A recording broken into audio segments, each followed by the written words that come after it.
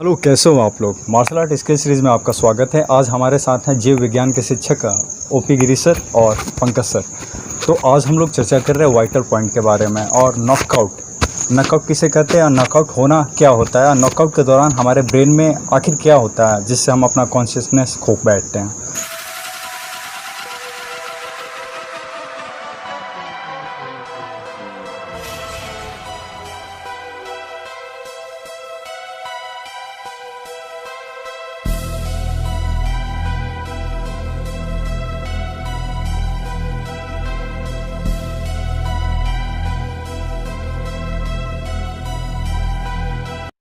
तो इसको समझते हैं।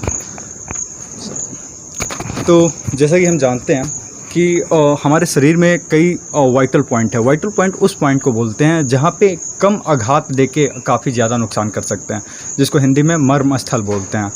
तो साउथ इंडियन मार्शल आर्ट में मर्म ज्ञान सिखाया जाता है। वर्मा आदि कलई ऐसे मार्शल आर्ट है जिसमें हम लोग मर्म स्थल पे आघात करना सीखते हैं।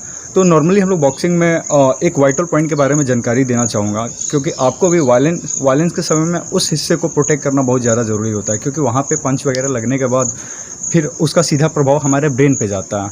तो मैं किस हिस्से की बात कर रहा हूँ, तो ये हमारा चीन एरिया हुआ और चीन के साइड में इस पॉइंट पर अगर हम लोग फोर्सली पंच को या हुक पंच को अगर ड्राइव करते हैं, शॉट देते हैं, तो उसके वजह से हम नॉकआउट हो जाते हैं। तो नॉकआउट आखिर होता क्या है और नॉकआउट के दौरान हमारे माइंड में क्या प्रोसेस होता है, उसको हम लोग समझेंगे हमारे विज्ञान शिक्षक ऑफिसर से। सर, हाँ, एक्चुअल में जो नॉकआउट की पोजीशन की बात कर रहे हैं अभिराम सर, उसको समझने की कोशिश करते। वाइटल पॉइंट्स जो हैं जबड़े के ऊपरी हिस्से पर जब चोट लग रहा है तो उसकी वजह से पूरा हमारे ब्रेन का प्रोटेक्टिव कवरिंग जो है उसके स्कल के अंदर जो सेरेब्रो स्पाइनल फ्लूइड्स प्रेजेंट होते हैं, तो वो सेरेब्रो स्पाइनल फ्लूइड्स डिस्टर्ब हो जाते हैं, जो कि ब्रेन से लेके हमारे एंटायरली स्पाइनल कार्ड तक एग्जिस्ट करते हैं और उनका एग्जिस्टेंस बॉडी को बैलेंस करने के लिए ज़रूरी होता है। इसके साथ दूसरा जो पॉइंट होता है, जो सेमी सर्कुलर कैनाल्स हैं हमारे ईयर के पार्ट में, हमारे कान के दो मेजर फंक्शन है। कॉमन पीपल तो यही जानते हैं कि कान से हम सिर्फ सुनते हैं, लेकिन नहीं, कान सिर्फ सुनने के लिए सहायक नहीं है, इसके साथ ही साथ वो हमारे शरीर को बैलेंस करता है। बॉडी के बैलेंस में उसका बहुत इम्पॉर्टेंट रोल है,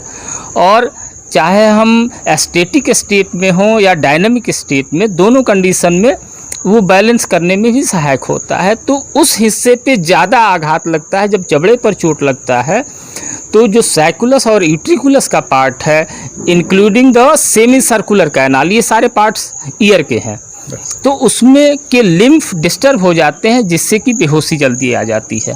ओके, थैंक यू।